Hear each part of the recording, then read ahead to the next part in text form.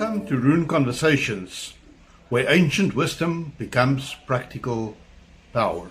If you are ready to think clearly, act consciously, and strengthen your own sphere of influence, you are in the right place.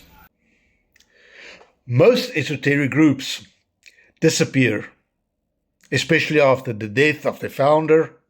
Some collapse under ego, some vanish into obscurity, some become trapped in dogma, politics, or even fantasy, and some are destroyed by history itself.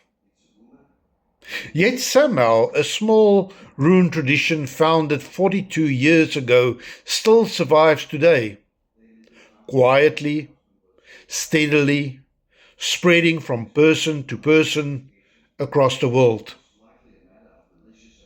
No massive temples, no television evangelists, no billionaire funding, no armies of followers, just individuals practicing, transforming, teaching, and carrying the flame onward.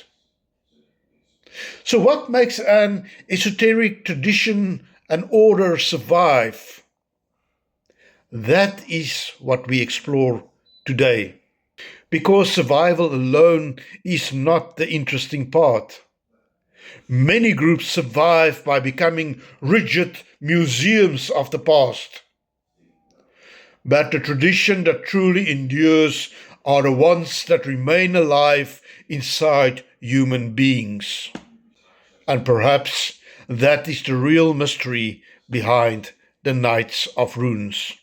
Not that it survived for 42 years, but that people across generations, different cultures, different backgrounds, still find meaning in the Rune Road. The Knights of Runes, often called Core, was founded in 1984 by Carl Hans Welsh, with a very unusual vision. Not a religion, not merely a study group, not a secret society obsessed with status, but a network of empowered individuals working on self-transformation through the practice of the runes. At its very core was a chivalric idea that spiritual practice should not separate us from life, but strengthen our ability to participate in life consciously, responsibly, and creatively. And that matters. Because many people encounter esoteric traditions hoping to escape the world. But a Rune Road calls us back into the world, into discipline, into responsibility, into character, and into becoming. The rune practitioner is not meant to drift endlessly in fantasy. The goal is to become steadier, clearer, more capable, and more aligned. Not perfect, but forged. That is one reason this tradition endured. It focused not on people or on teachings, but on practice. Breath, posture, visualization, meditation, rune songs, daily discipline, to mention but a few. Not merely believing something, but doing something. A tradition survives when it can be lived, experienced in life. Another reason Core survived is because it carried an old archetype into a modern world.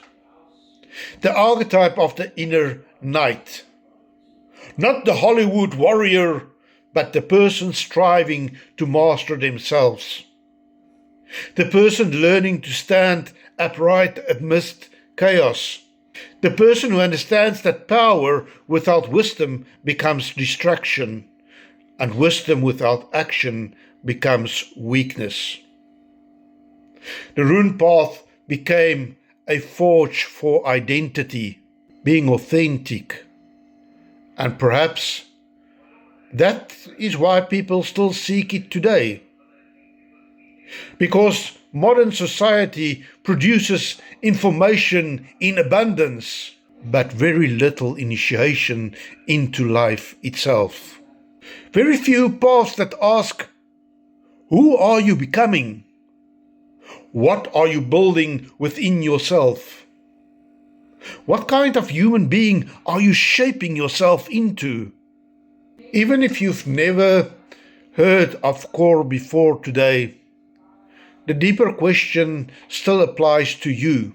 What inner disciplines are you practicing consistently enough to shape your character? Because every repeated action becomes a rune carved into the self. Every habit shapes identity. Every discipline strengthens the pathway. Whether we realize it or not, we are all participating in some form of self-creation.